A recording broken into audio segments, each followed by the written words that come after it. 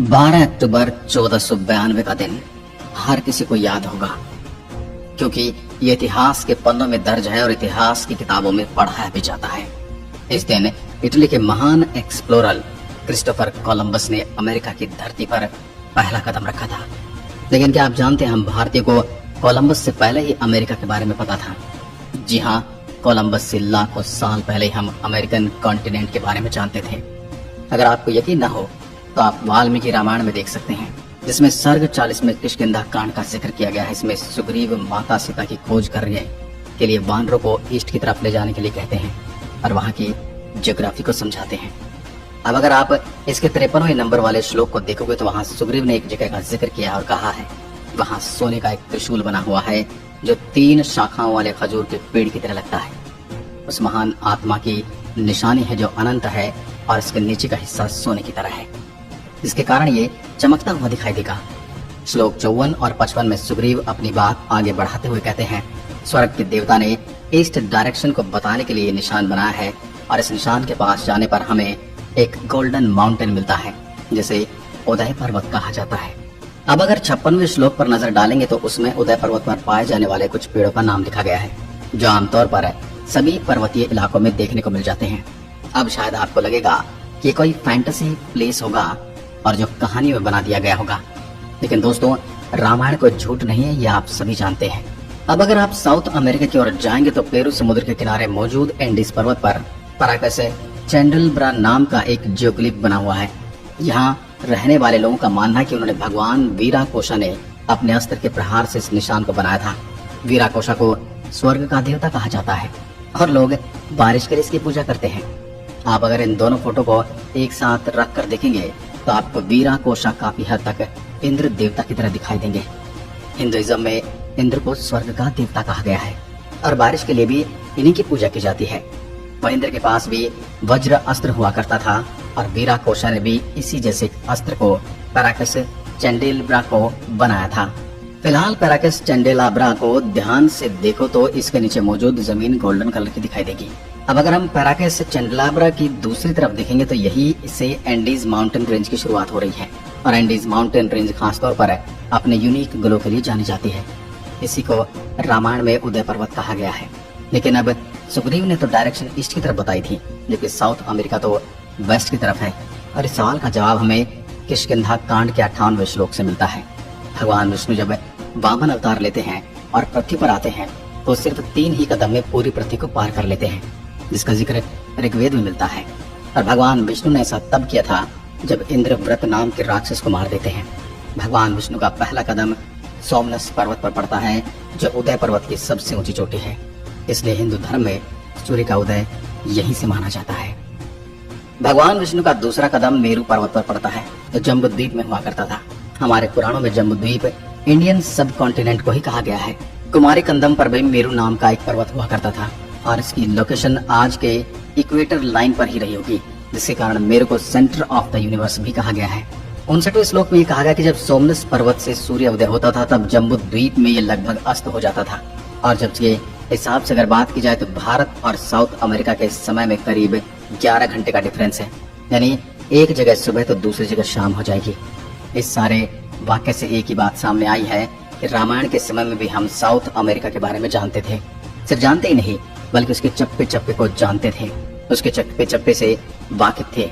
लेकिन कहानी अभी यहीं खत्म नहीं होती है दोस्तों।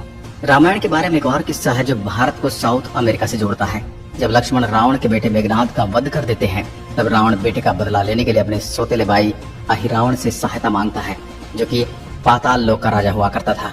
उसके बाद अहिरावण छल से भगवान राम और लक्ष्मण का अपहरण कर लेता है और अपने साथ पाताल लोक में ले जाता है। कहते कि भारत में कई ऐसे रास्ते हैं जहाँ से हम जमीन के अंदर से पाताल लोक जा सकते हैं और ये बिल्कुल सीधा रास्ता हुआ करता था। वहीं अगर आज के समय में हम धरती से नीचे सुरंग खोदेंगे तो दूसरी तरफ साउथ अमेरिका ही पड़ता है। अब राम और लक्ष्मण को बचाने के लिए पीछे पीछे पाताल लोक पहुंच जाते हैं हनुमान जी, लेकिन वहां की सुरक्षा की जिम्मेदारी अब एक अजीब से जीव के ऊपर थी और यह था वानर और मगरमच्छ से बना हुआ, जिसे मकरध्वज कहा गया। हनुमान जी ने उस जीव से उसका नाम पूछा तो उसने अपना नाम मकरध्वज बताते हुए खुद को हनुमान जी का बेटा बताया। अब आपको लग रहा होगा कि हनुमान जी तो बाल ब्रह्मचारी हैं, फिर उनका बेटा कैसे हो गया। उस समय हनुमान जी के मन में भी यही प्रश्न था। और झूठ बोलने के लिए वो मकरध्वज को मारने वाले होते हैं, लेकिन तभी वहाँ मकरध्वज की माँ आती है और वो उन्हें पूरी कहानी बताती है। ये कहानी कुछ ऐसी थी कि जब हनुमान जी लंका में आग लगा रहे थे, तब वे अपनी जलती हुई पूंछ के साथ समुद्र में डुबकी लगाने लगते हैं। उस समय उनके पसीने की एक बूंद मकरध्वज की मां पर गिरती है और फिर मकरध्वज का जन्म होता है। मकरध्वज की ताकत देखकर यही रावण ने उसे पाताल लोक का रक्षक बनाया था। मकरध्वज को जब पता चला कि हनुमान उसके पिता हैं, उसके बावजूद वह उन्हें खुद के साथ युद्ध करने के लिए कहता है। वो कहता है कि बिना युद्ध के हनुमान जी अंदर नहीं जा सकते। तब हनुमान जी युद्ध में जीत जाते हैं और मकरध्वज को बंदी बनाकर अहिरावण को मार देते हैं और राम लक्ष्मण को मुक्त करवा लेते हैं। तब वे मकरध्वज को पाताल लोक का राजा बना देते हैं। हम इन जैसी कहानी को मानते नहीं है, लेकिन अगर आपसे कहा जाए कि साउथ अमेरिका में आज भी हनुमान जी के सबूत छिपे हुए हैं। जी हाँ, साउथ अमेरिका के हॉन्डुरस में ला मॉस्क्विटिया नाम की एक जगह है जहाँ पर बहुत घने जंगल मौजूद हैं। तब यहाँ रहने वाले लोग मानते हैं कि मॉस्क्विटिया के जंगलों के बीच एक प्राचीन शहर है जहाँ पर मंकियों का शहर हुआ करता था। उस जगह को व्हाइट सिटी भी कहा जाता है। कुछ लोगों ने इस जगह को देखा था, लेकिन बाहर के लोगों ने इसके बारे में कुछ जानकारी हासिल नहीं की थी। उन्हें इसके बारे में कुछ नहीं पता था। इसके बाद थियोडोरे मोर्डे, जो कि एक एक्सप्लोरर थे, जो साल 1930 के दशक में मोर्डे इस एरिया में गए और यहाँ उन्होंने लंबे समय तक एक्सप्लोरेशन किया। उन्होंने दावा किया था कि उन्होंने उस लॉस्ट सिटी को खोज निकाला है, जिसके प्रूफ के लिए वे अपने साथ काफी सारे प्राचीन आर्किटेक्ट भी लेकर आए थे। उनका कहना था कि वहाँ के सारे स्ट्रक्चर व्हाइट लैंड स्टोन के बने हुए हैं और इसलिए हमें वो शहर सफेद रंग का दिखाई देता है।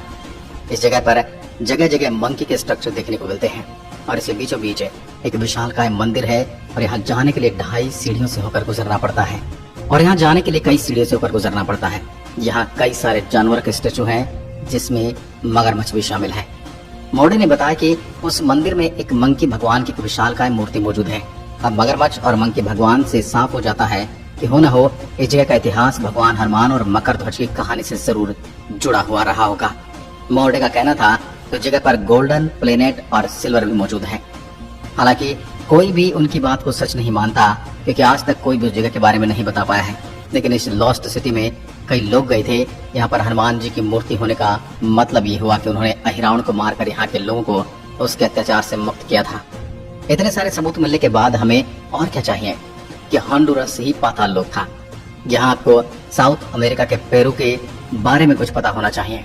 इसकी राजधानी लीमा प्रोविंस है, जहाँ 5000 साल पुराना एक मंदिर मिला है। इसे अगर आप ध्यान से देखोगे तो आपको हूबहू हवन कुंड की तरह लगेगा, जो कि वैदिक सभ्यता में पूजा के दौरान इस्तेमाल किया जाता है।